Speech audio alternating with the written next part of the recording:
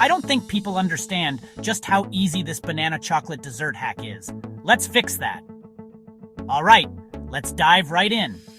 Here's what you'll need. 2 ripe bananas, 100 grams of dark chocolate, a handful of crushed nuts, optional, a pinch of sea salt, sprinkles for a bit of fun.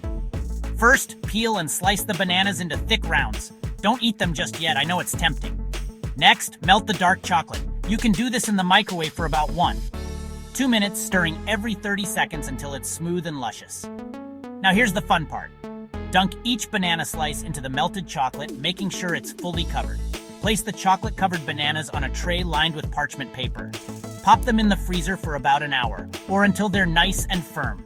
Once they're set, sprinkle a pinch of sea salt on each one. If you're feeling fancy, add some crushed nuts or sprinkles on top. And voila, you've got a delicious, easy-peasy banana chocolate dessert. Give it a try and let me know how it turns out in the comments. And don't forget to hit that like button and subscribe for more tasty hacks. Thanks for watching, and I'll see you next time.